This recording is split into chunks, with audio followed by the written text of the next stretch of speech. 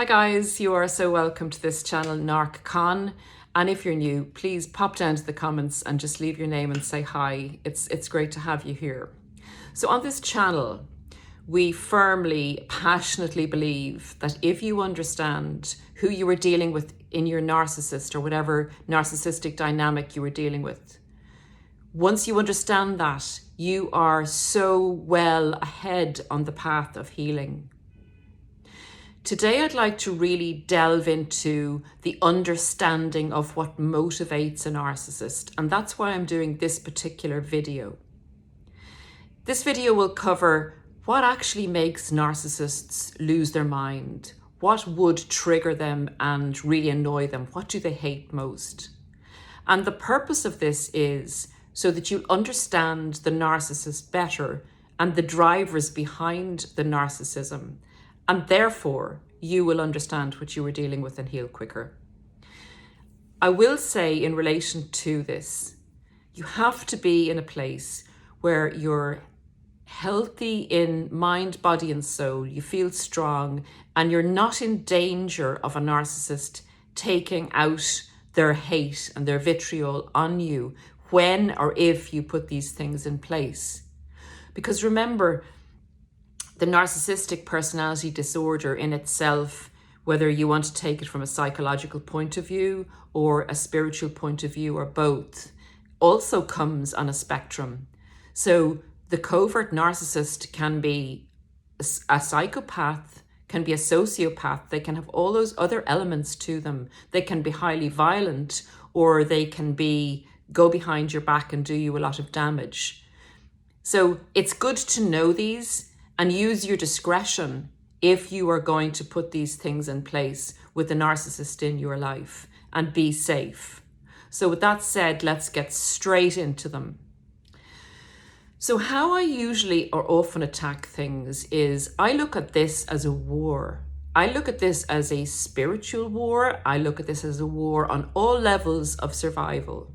And we have the narcissist, and we have the ordinary human or the empathic human, anyone basically that has empathy for another human being.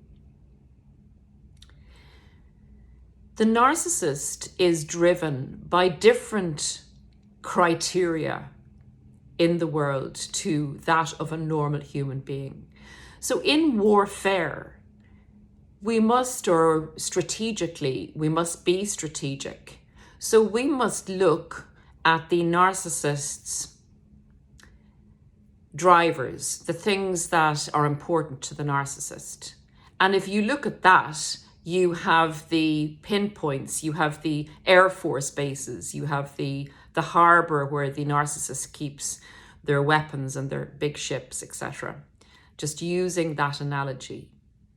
And you hit at them in order to annoy or trigger or drive a narcissist crazy, because you're hitting at their strongholds. Just as the narcissist hits at your strongholds, things that are important to you. So the narcissist's strongholds are power, control, and fuel. So that's what I'm going to get at, and that's to explain to you how I know that these things would drive a narcissist to lose their minds, particularly if all of these things are put in place by you. This is how to shut a narcissist down for good and for all. So let's get into it. Number one is, if you show the narcissist, let a narcissist know that you know who they are, so that you see totally behind the mask. And you can do this by just looking at them and kind of raising your eyebrows and looking totally disenchanted and not emotional. You can give them that particular look and they know that you know who they are. So it's basically, you see that angry, shameful, distressed, agitated, hateful person behind the mask, who's destructive, who's full of envy. That's what the mask is there to hide. So you can actually even say it to their face. Look, mate, I know who you are. There's no point in continuing with this charade. You can say it with a short sentence or a look, but they will know energetically. They will know if you're at a point where they don't matter to you and that you can totally see them as they are. And that drives a narcissist crazy, because remember, guys, that hits at their power. They're powerless over you once they can't trigger you. Their control is gone because they're not able to hide who they are any longer. And you're not giving them fuel. You're not giving them negative or positive fuel. You're just stating the fact that you know who they are and they know who they are, and it's a pretty crap person behind that mask. The second thing is to be totally non-emotional, because the narcissist, as we know, uses your emotions against you. That your emotions are the narcissist's bullets, so to speak. So if you don't put fuel in their gun, they cannot do you any harm. So being non-emotional also takes away their power, their control, and their fuel. And it disempowers them because they cannot project their shit onto you, basically. They cannot spew out the feelings that they carry around day after day after day of annoyance, irritability, hate, jealousy, envy, all those negative emotions that the mask is there to hide. And in order for them to disown their inner true self, the mask is there. But to spew out their true horrible self, they critique you and get you to act emotionally in pain or support the mask. So by actually being non-emotional, they can't get the reaction fuel or have power or control over you. So they can't project. So they're stuck with themselves. They have no outlet. They have no target to fire their inner disgusting self onto. That's a pretty powerful way to annoy a narcissist, particularly if you were their primary source of supply, or someone in their family that they've always scapegoated, or someone in work or a friend who you've been there to allow them to abuse and to project onto you the person that they actually are inside. So number 3, exposing a narcissist in front of other people. This is like hurling a missile at them. This is breaking down their mask. It's showing in public who they actually are. So the people that they get fuel and supply from are all going to be shut down. So it's like shutting down all of their airports all at once. And how do you do this? How do you expose a narcissist in public? You do expose a narcissist when there are other people there that are actually crucial to their show, to their play act, to their believing in their mask. And you state something that maybe the narcissist has said to you, or a statement that they make in front of other people. You say, that's actually not true because of this, or perhaps it's an issue that you have yourself and it's not an issue with the other person. Or you don't partake in the gossip and you state the facts of the truth. So other people are kind of left looking at the narcissist, knowing that what you're saying is true. Some may not want to, some may want to stay with the narcissist still. But if you actually say the truth in front of the narcissist and other people, you will know from your own point of view what would be effective in that moment. But you do it in a very logical way, in a very non-emotional way, in a very irrefutable way. And it's out there, and it's threatened the narcissist in a big way because they have to keep that mask in place.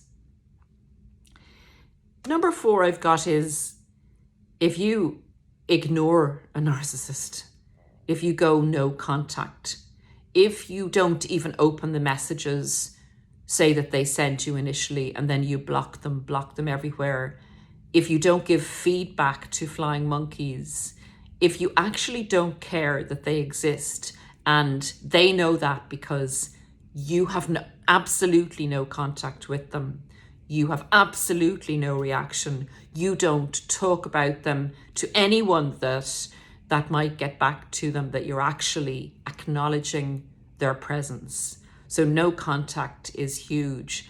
And people say, you know, Paula, is no contact, it seems such a cruel thing to do to someone I've been with for so long. If you're making a no contact regime in order to heal and protect yourself, and you've done everything possible you can do with this narcissist to help them, to love them, to provide for them, and to talk to them, and to try and make a relationship work, and they have continually abused you, no contact is actually putting up a defense against missiles coming in at you.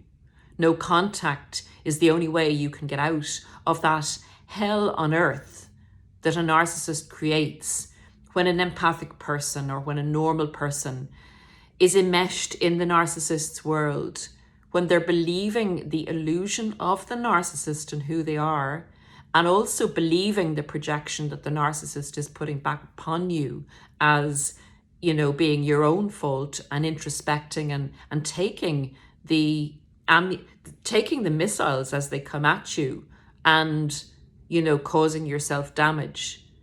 That has to stop in order for you to get out of that Alice in Wonderland nightmare undergrowth of a forest, of a maze that the narcissist puts you in when we call it being under their spell.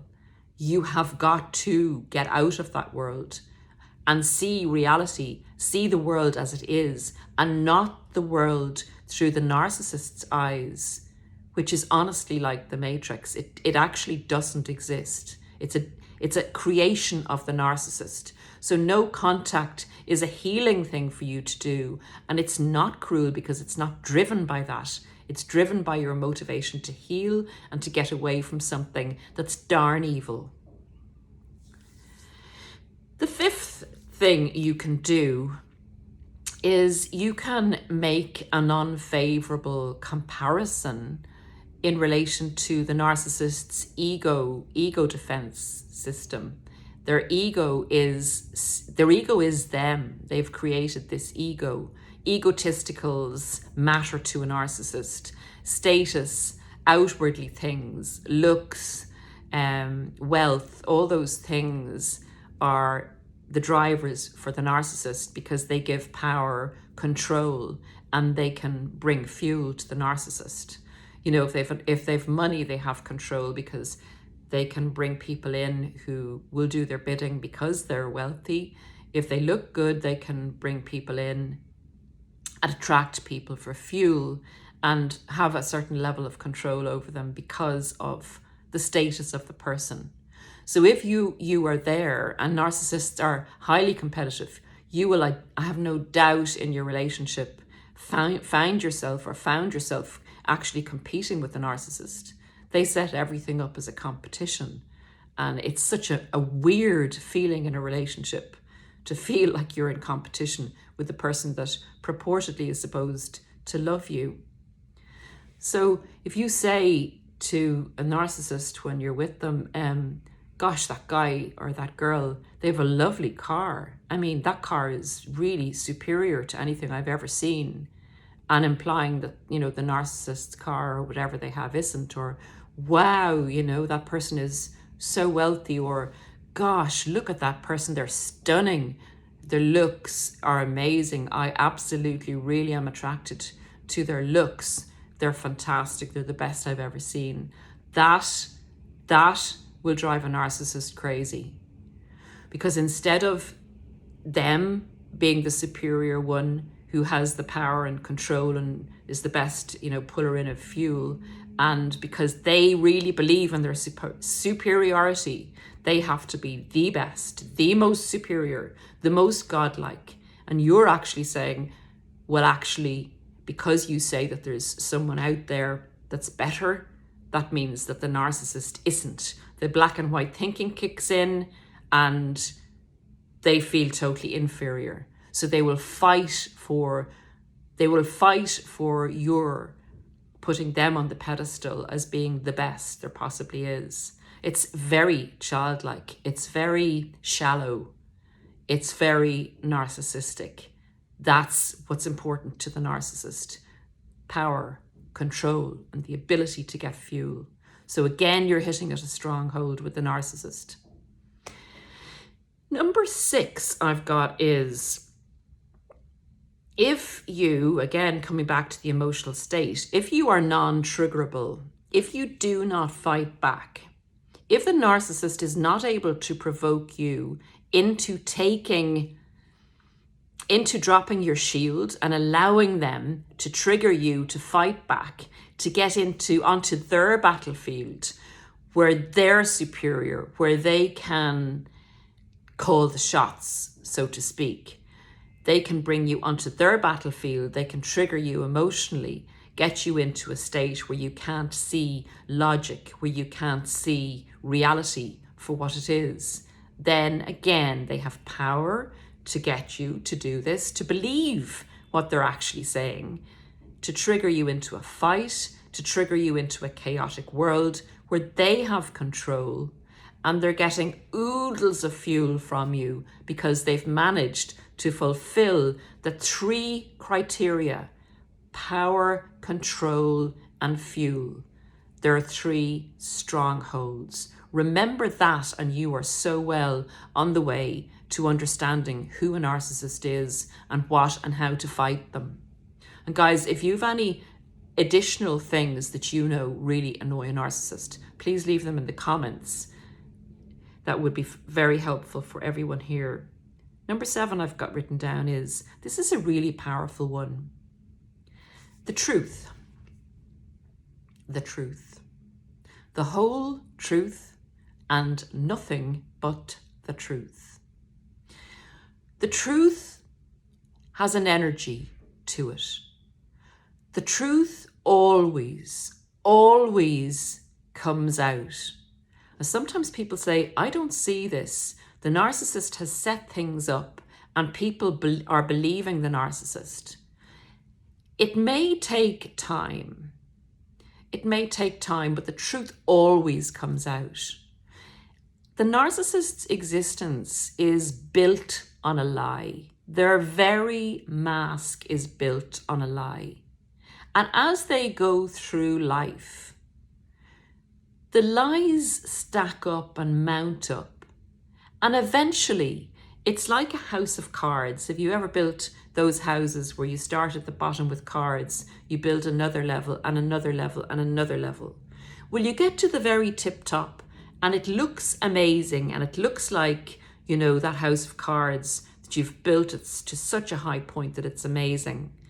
A tip of one of those cards and the whole card thing falls down. That's what the narcissist's existence and reality that they give other people, or the story that they make up, or the smear campaign, or whatever they're doing that is built on a lie, will topple down just like a house of cards. And what will be left is the truth. The truth always comes out. Please believe that if you're being very frustrated by a narcissist and people seem to be initially believing the narcissist. One by one, anyone that has normalcy about them, that has empathy, is a normal human being and that is not narcissistic or a narcissist follower, will come to the realization of what the truth is.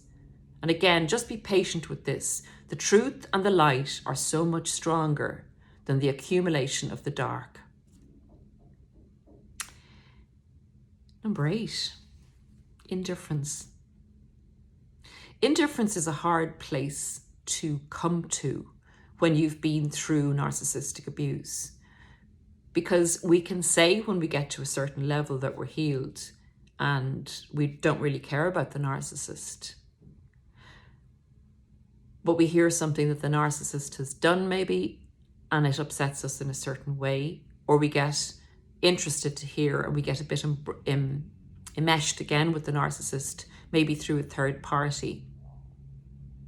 Total indifference is not caring at all about the narcissist any longer, being totally healed about what you went through, maybe even being at a stage where you're glad that you went through that. And that's a hard stage to get to, but it is a very, very attainable thing. Because if you hadn't gone through that journey, pain and growth, you may not be the person that you are today. But that's down to you, nothing to do with the narcissist or the awful experience that they put you through, the war that you went through with them.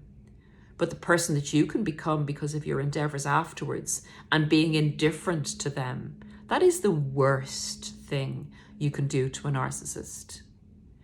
To acknowledge that they are so boring, that they are so average, that they are so nothing, that nothing they have to offer is of any value to you any longer. That is crushing to a narcissist, because it takes away any power they have over you, any control over you, and they're getting absolutely no fuel from you.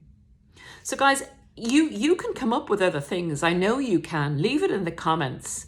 If you go on these 3 criteria of what takes a narcissist's power away, what takes their control away, and what takes their fuel away from you as what you can do as a person to take those things away. Now, people often get mixed up on this, and they say, well, I'm going to tell the narcissist exactly who they are. I'm going to really put them in their place, and I'm going to, tell everybody around who they are. That's actually giving them fuel, because you're emotionally reacting to them, and they have the power to still emotionally get you to emotionally react, and they still have control over you because they're controlling your emotions. So they're in control of the situation. You're just running into a setup.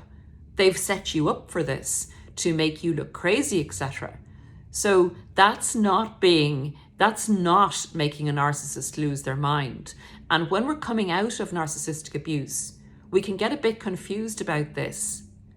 So if you stick to these 10 things, I have another 2 to do. If you stick to these things, I can tell you the narcissist is going to lose their mind.